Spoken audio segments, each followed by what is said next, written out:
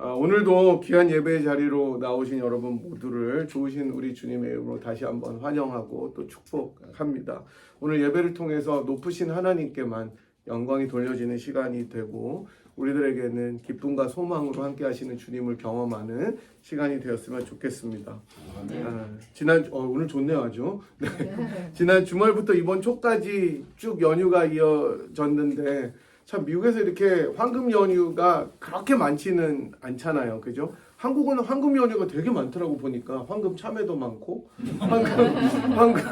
황금 쌀아기. 야, 여기 참외 진짜 비싸던데요. 그죠? 한국은 10,000원에 12개씩 주더라고요. 네. 그리고 일단 너무 맛이 좋기 때문에 그렇다고 또 비행기 타고 참외 사러 갈 수는 없으니까.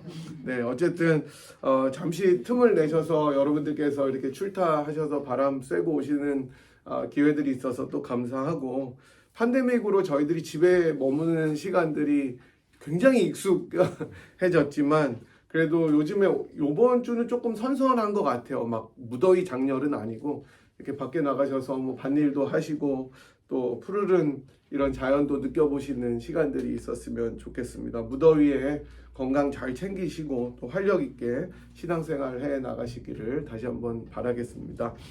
지난주에 저희들이 다시복음 마가복음 강의 24번째 겟세마네라는 제목으로 말씀을 살펴보았는데요. 겟세마네에서 첫 사람인 아담과 대조적으로 자신의 뜻이 아니라 하나님 뜻에 순종하셔서 자기를 부인하시고 기도하셨던 예수님의 모습을 살펴보았습니다. 그것을 통해서 진정한 기도가 뭔지, 그리고 하나님께 자신을 의탁하는 것이 무엇인지 저희들이 배웠고요. 그렇게 하나님께 자기의 모든 것을 부인하고 의탁할 때 새롭게 채워주시는 하나님의 은혜가 얼마나 큰지에 대해서도 나누었습니다. 이제 오늘은 드디어 마가복음 강의 마지막 시간입니다. 25번으로 끝나는데 원래 이게 책거리를 해야 되는데 제가 오늘 떡을 준비를 못했습니다. 십자가의 복음이라는 제목으로 말씀을 전하도록 하겠습니다. 이제 다음 주부터는 이제 우리라는 타이틀로 에스라를 살펴볼 텐데 열심히 공부하고 있습니다. 저도 구약할 땐 좀 더 긴장하게 돼요. 이게 또 유튜브에 올리니까 누가 듣고 또 지적하면 안 되니까.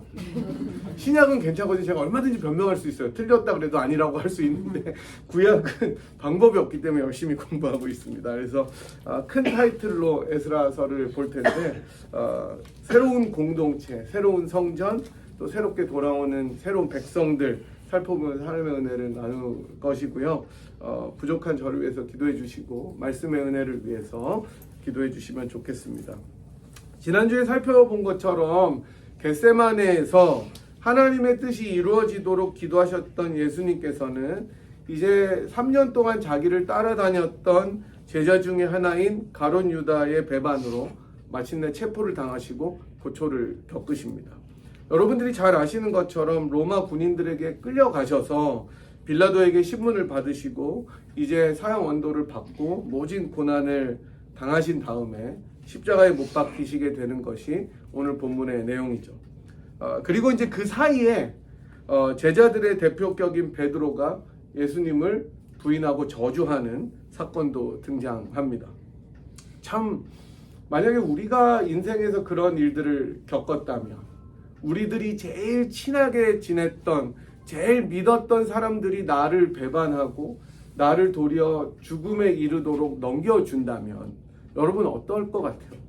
조금만 돈을 띄워도 열이 받죠.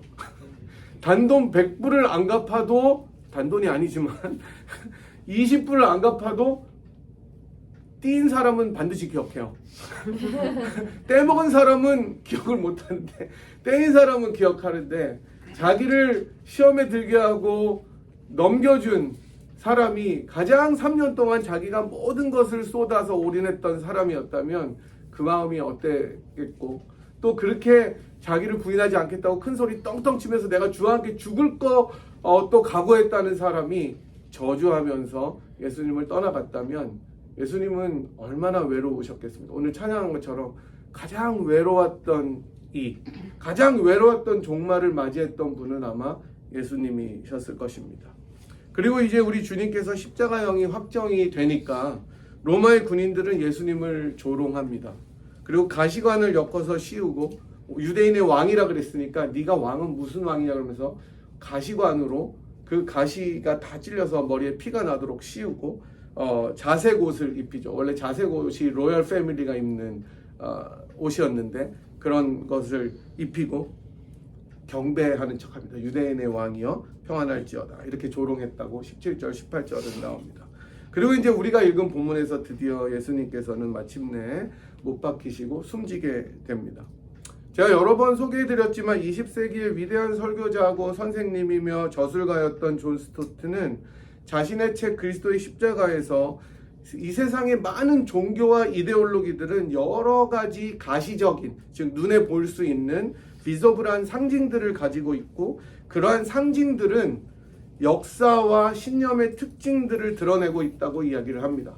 그러니까 예를 들어서 연꽃 있죠, 연꽃. 연꽃이 어디의 상징이에요? 연꽃. 불교죠, 불교. 고대 중국인들이 사용을 했고 동시에 이집트인들도 사용했습니다. 인도도 사용했습니다. 특별히 그렇지만 다 사용을 했지만 그 중에서도 불교와 관련이 있어요. 왜냐하면 그 꽃의 바퀴 모양 때문에 연꽃이 탄생과 죽음을 순환한다고 믿었다고 합니다. 또는 혼돈의 진흙 속에서 탄생하는 아름다움과 조화를 묘사한다고 생각했다고 합니다. 또 우리가 잘 알듯이 이슬람은 초승달을 그 심볼로 하죠. 그들의 주권을 상징적으로 드러냅니다. 이처럼 많은 종교들과 이데올로기들은 상징을 가지게 되는데 좋지 않은 상징의 대표적인 것이 나치 문양입니다. 나치 문양. 지금도 미국과 유럽에서는 나치 문양을 사용해서 페이스북 같은 데 올리거나 그것을 표시하면 난리가 납니다. 잡혀가요, 진짜. 아직도 안 돼요. 일본의 전범기, 우리나라에선 난리인데 이 미국 사람들이나 서양 사람들은 잘 몰라서 사용하는 경우도 있는데 제일 금지된 것은 나치죠. 나치. 처벌을 받습니다. 나치 문양을 올리면. 만자죠, 우리 한자로. 그런데 우리가 믿는 이 기독교의 상징은 여러분 무엇입니까? 십자가는 십자가죠. 사실 존 스토트 박사가 계속 연구한 것에 의하면 사실 기독교의 첫 상징은 십자가는 아니었다고 합니다. 왜냐하면 십자가는 일반적으로 여러분이 잘 아시다시피 죄인의 처형 틀이었기 때문이죠. 그거를 상징으로 삼는 것은 진짜 이거는 넌센스였기 때문입니다. 그래서 여러분이 잘 아시는 카타콤 있잖아요. 그 지하 동굴 같은 데서 숨어서 살던 때 벽화 등을 보면 불멸을 상징하는 공작 같은 것이 있었습니다. 크리스찬의 상징으로. 또는 비둘기, 화평, 또는 운동선수가 승리의 월계관을 쓴 것. 이런 것들이 다 기독교의 상징이었고 가장 대표적인 상징은 뭐가 있었을까요? 생선. 익투스라고 말하는 생선 모양이 있었습니다. 헬라어로 이 생선을 익투스라고 이야기를 하는데 이거는 사실은 그 앞글자를 다 딴 거예요. 예수, 그리스도, 하나님의 아들, 구세주. 그래서 그거를 다 앞글자를 따서 하니까 익투스가 돼서 생선이라는 것을 그 기독교의 상징으로 사용했습니다. 하지만 시간이 점점 흐르면서 십자가가 기독교의 상징이 되었고 여기 계신 우리 권사님들 또 집사님들 보면 많은 경우에 십자가 목걸이를 하고 계시기도 합니다. 이처럼 기독교는 십자가를 그 상징으로 대표적으로 합니다. 그리고 오늘 본문은 바로 이러한 십자가에 대해서 상세한 설명을 나타내고 있습니다. 십자가형을 언도받고 실제로 십자가에 못 박혀 죽기까지 몇 가지 거쳐야 될 단계가 있었습니다. 그러니까 되게 잔인합니다. 그 처음 단계는 조금 전에 말씀드린 것처럼 죄인들이 십자가를 지기 전에 기진맥진해서 반죽음에 이르도록 고초를 겪게 매질을 하는 일이었습니다. 로마 군인들이 죄수를 때릴 때 사용했던 채찍은 가장 끝에 납이 고리처럼 달려 있었습니다. 그러니까 동물의 가죽으로 만들고 앞에다 납을 고리처럼 만들어서 때리는 거였어요. 그러니까 이게 한번 감겨서 딱 때리면 그 고리에 살이 찍혀서 나오는 것이었습니다. 그러니까 때리면 쫙 소리가 나고 뺄 때 살이 떨어져 나오는 거였어요. 그래서 이게 굉장히 잔인한 무기였기 때문에 죄수들을 신문할 때, 전쟁의 포로들을 때릴 때 사용했었습니다.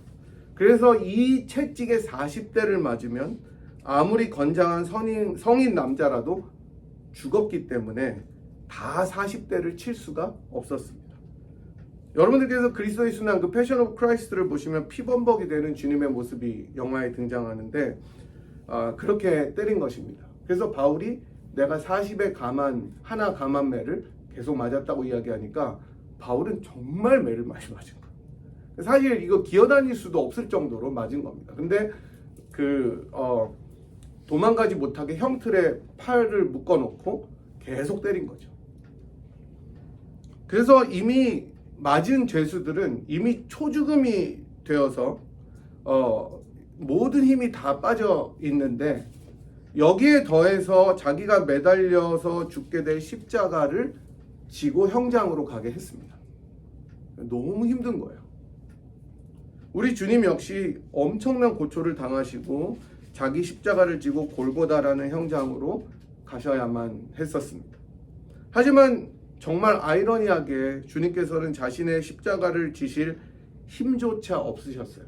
사실 예수님이 여러분 우리가 막 너무 연약하고 페일한 분이 아니라 목수의 아들이었기 때문에 우리 이재정 집사님보다 더 건강한 분이셨을 거라고 생각이 됩니다.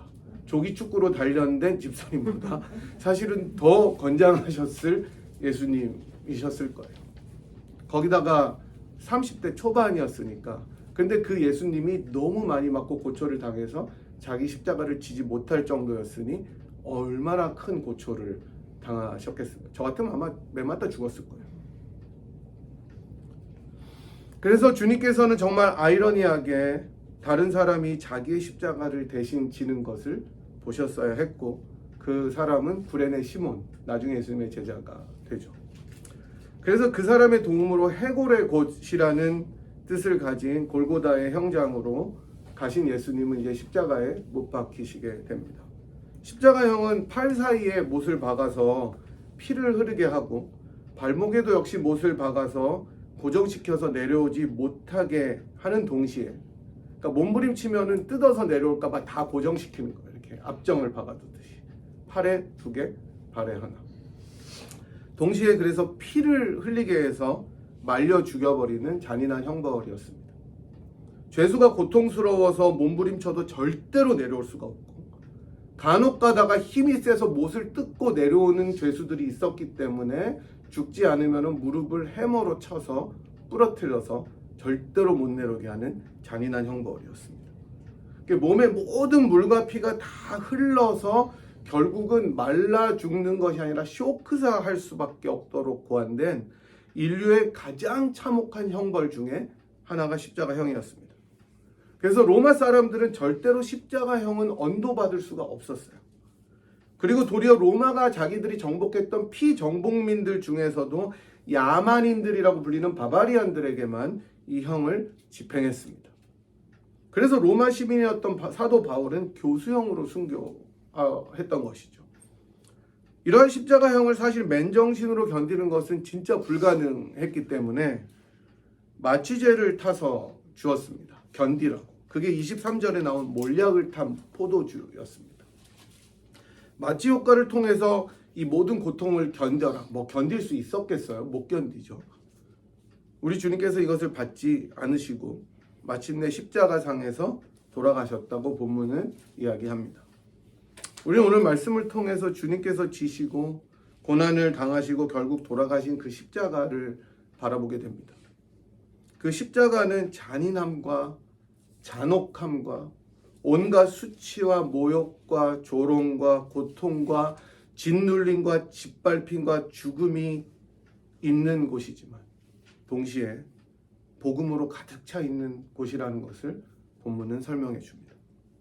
로마인들뿐만 아니라 유대인들에게 나무에 달리는 형벌은 저주의 상징이었습니다. 신명기 21장 23절은 그래서 그 시체를 나무 위에 밤새도록 두지 말고 당일에 장사하라. 내 하나님 여호와께서 내게 기업으로 주시는 땅을 더럽히지 말라. 나무에 달린 자는 하나님께 저주를 받았다라고 말씀합니다. 나무에 달린 자는 저주를 받은 자예요. 주님은 저주를 받았고 이 나무에 예수님이 달린 것입니다. 이렇게 잔인하고 참혹한 십자가는 예수님의 죽으심 때문에 기독교의 상징이 되었습니다. 바울은 고린도전서 1장 23절에서 이렇게 이야기하죠. 우리는 십자가에 못 박힌 그리스도를 전하니 유대인에게는 거리끼는 것이요 이방인에게는 미련한 것이로되 오직 부르심을 받은 자들에게는 유대인이나 헬라인이나 그리스도는 하나님의 능력이요 하나님의 지혜다. 이 십자가의 예수가 바로 하나님의 능력이 되고 지혜가 된다는 것입니다. 어떻게 그렇습니까? 왜 그렇습니까? 그것은 바로 다른 이가 아닌 예수님께서 십자가에 달려서 돌아가셨기 때문입니다. 예수님께서 숨을 거두실 때 일어난 일들 가운데 중요한 것을 마가는 기록하는데 가장 처음에 기록한 것은 뭐냐면 휘장이 위에서부터 아래까지 찢어져서 둘이 되었다는 사실이었습니다. 38절입니다. 여러분들이 잘 아시다시피 이스라엘이 하나님께 제사를 드릴 때 대제사장만이 가장 거룩한 곳인 지성소에 들어갈 수가 있었습니다. 그죠? 그 외에는 아무도 들어갈 수도 없었어요. 심지어 대제사장도 자기 죄로 제사를 드리다가 죽으면 그 시체를 치울 사람이 없는 거예요. 들어가면은 다 죽으니까. 그래서 발에 끈을 메고 방울을 달고 들어갔죠. 방울이 울리면 아직 살아있구나. 제사를 드리는구나. 그리고 죽으면 어떻게 해요? 그 끈을 가지고 끌어내는 것입니다. 죽으면 끌어내야 되는 거예요. 누가 못 들어가니까. 들어가는 족시 다 죽는 거예요. 지성소가. 워낙 거룩하기 때문에. 지성소와 다른 비지성소를 구분하는 곳이 바로 휘장이었습니다. 이 커튼처럼. 이 커튼 같은 것이 쳐져 있었어요. 그걸 열고 들어가는 사람은 한 명, 대제사장이었습니다. 휘장은 거룩한 하나님을 보려면 걷고 들어가야 하는 대제사장만 들어갈 수 있는 곳이었습니다. 그런데 이 휘장이 우리 주님께서 돌아가실 때 둘로 찢어졌습니다. 이 의미를 히브리서 10장 19절 20절은 이렇게 설명합니다. 그러므로 형제들아 우리가 예수의 피를 힘입어 성소에 들어갈 담력을 얻었나니. 여기서 성소는 지성소를 이야기합니다. 그 길은 우리를 위하여 휘장 가운데로 열어놓으신 새로운 살 길이요 휘장은 곧 그의 육체니라. 바로 십자가의 죽으심으로 우리 예수님께서는 우리 모두가 하나님 앞으로 이제는 어떠한 제한 없이 나갈 수 있도록 새로운 길을 열어주셨다고 이야기합니다.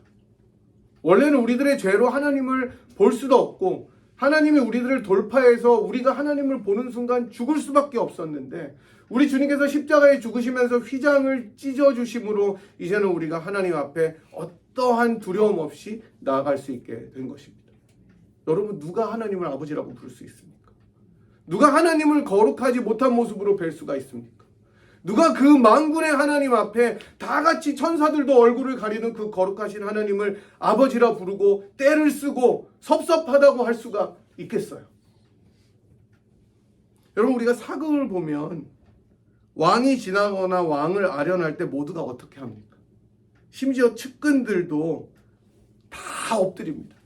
왕의 눈을 마주치면 죽음이에요. 자식이 아닌 일반 백성들은 그야말로 코를 땅에 박고 절대로 일어서지 못합니다. 칼을 든 무사들이 고개를 드는 사람들을 다 베는 거예요. 하지만 왕자랑 공주들은 어때요? 옆에서 얘기해요. 물론 리스펙트풀하게 이야기를 하지만 존경을 표할 뿐이지만 공손하고 자유롭게 이야기합니다. 여러분 우리가 이제 이런 특권을 가지게 된 것입니다. 만약 왕에게 자유롭게 말할 수 있는 친구 같은 특권이 주어진다면 얼마나 황송하고 놀라운 소식입니까? 우리가 이제 이런 특권을 가진 것입니다. 하나님을 아빠, 아버지라고 부를 수가 있게 된 것입니다. 너무나 값비싼 것이 한꺼번에 거저 주어져서 우리는 감사한 것을 잊고 사는 것이 문제지 사실 이게 얼마나 놀라운 특권인지 모릅니다. 그리고 우리가 원하는 것을 주께서 들어주십니다. 예수님의 십자가의 죽으심으로 인해서 휘장이 찢어지고 우리는 이제 하나님께 자유롭게 나아갈 수 있는 접근성을 확보한 특권을 가진 사람들이 된 것입니다. 그 다음으로 살펴볼 것은 39절입니다. 우리 39절 한번 같이 읽어볼까요? 39절 한번 같이 읽겠습니다. 시작. 예수를 향하여 섰던 백부장이 그렇게 숨지심을 보고 이르되 이 사람은 진실로 하나님의 아들이었도다 하더라. 아멘. 마가는 마태나 누가와는 달리 십자가 사건 이후에 무덤이 열리고 사람들이 살아나왔다든지 지진이나 자연현상이 막 일어난 것을 상세하게 설명하지 않고 바로 이 백부장의 고백을 기록합니다. 우리가 읽은 것처럼 이방인인 백부장은 예수님의 죽음을 보면서 그가 정말 하나님의 아들이라는 것을 고백했습니다. 하나님을 알지도 못했고 성경은 어쩌면 유대인 땅에 살면서 조금 들어서 대강 알 수는 있었겠지만 거의 몰랐을 가능성이 컸던 이 로마 백부장의 입에서 이 사람은 정말 하나님의 아들이다라는 고백이 나왔다는 거예요. 왜 백부장이 이런 고백을 했는지는 정확히 나오지는 않기 때문에 모르겠습니다. 옆에 있는 강도들을 주님께서 용서하기 때문이었는지 아니면 많이 기록되지 않았던 자연현상 때문에 그랬는지는 모르겠어요. 하지만 백부장은 예수님이 바로 하나님의 아들이라고 고백합니다. 사실 예수님을 따라다니고 흠모하고 심지어 왕으로 삼으려던 군중들 아무도 예수님 곁에 있지 않았습니다. 도리어 예수를 십자가에 못 박으라는 폭도가 되었습니다. 같이 조롱하는 사람들이 되었습니다. 또 주님 생전에 주님을 끝까지 죽이려고 애쓰던 유대 지도자들 역시 자신들의 뜻을 이루고 조롱한 후에 사라집니다. 하지만 형벌을 집행해서 죄수가 죽어야 될 때까지 기다려야 되는 이 백부장의 입에서 도리어 예수는 하나님의 아들이다라는 놀라운 고백이 나오는 것을 마가는 기록하면서 진정한 믿음은 예수를 하나님의 아들로 주님으로 고백하는 사람에게 있다는 것을 알려주고 있습니다. 십자가에서 처절하게 죽어가는 가장 약한 모습의 이 사람이 바로 하나님의 아들이다라는 것. 그것이 신앙의 고백이라는 것을 마가는 보여주고 있는 것입니다. 여러분, 이 세상에 있는 사람들은 약함보다 강함을 원합니다. 당연한 거 아닙니까, 여러분? 힘이 없는 것보다 힘이 많은 것을 원하고 내가 누릴 수 있는 것이 적은 것보다 많은 것을 바랄 수밖에 없습니다. 그게 인간의 당연한 본성입니다.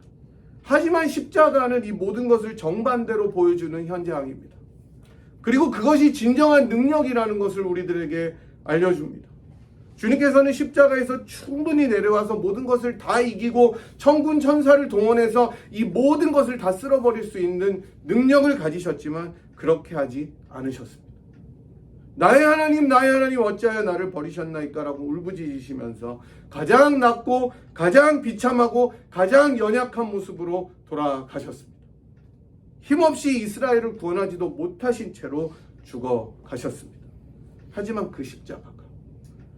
그 십자가가 그 예수를 믿는 모든 자들에게는 참 능력과 참 소망이 되는 것입니다. 우리가 이 설교 끝나고 함께 찬양할 찬양의 가사처럼 그 험한 십자가를 바라보면서 살아가는 이들에게는 이 십자가는 참 능력이요, 참 기쁨이요, 참 소망을 가져다주는 하나님의 은혜의 통로가 되는 것입니다.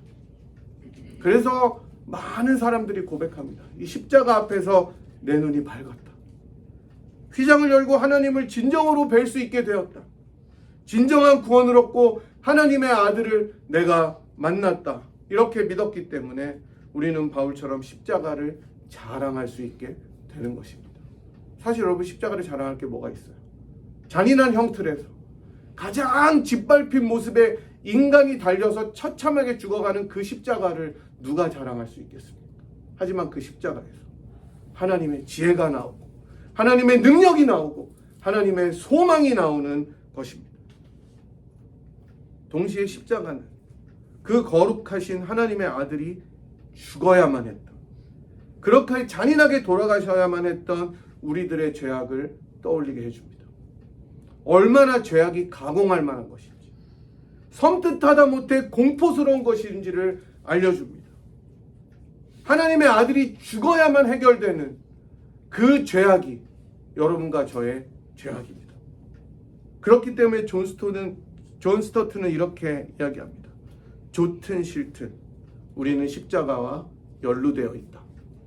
우리의 죄가 그리스도를 십자가에 못 박았으므로 십자가는 우리에게 듣기 좋은 말을 해주는 것은 고사하고 우리의 자기 의의를 차츰 파괴한다.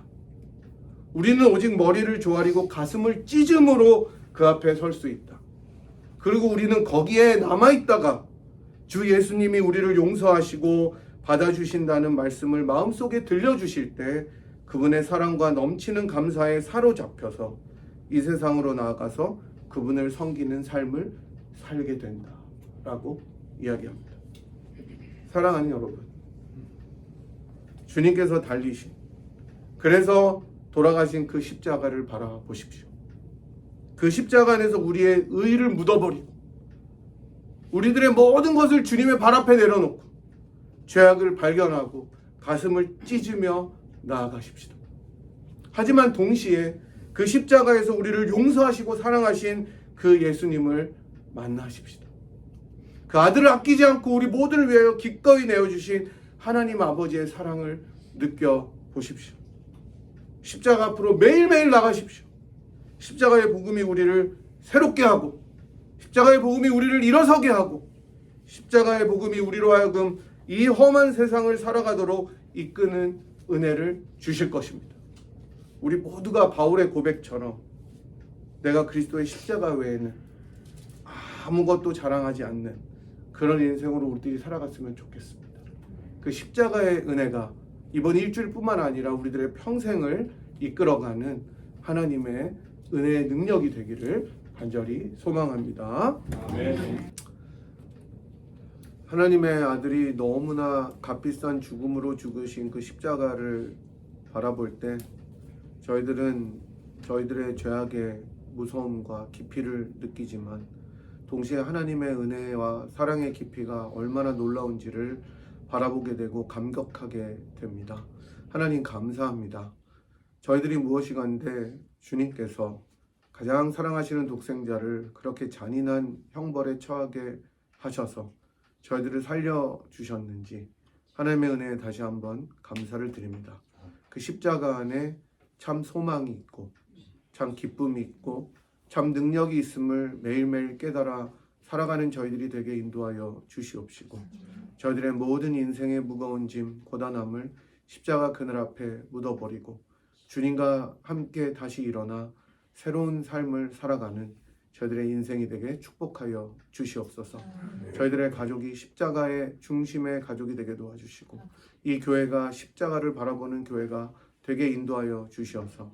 이 마지막 때에 그리스도의 십자가를 우뚝 들고 높이 들고 이 세상을 승리하며 살아가는 분일의 모든 권속들이 되도록 두 손으로 축복하여 주시옵소서.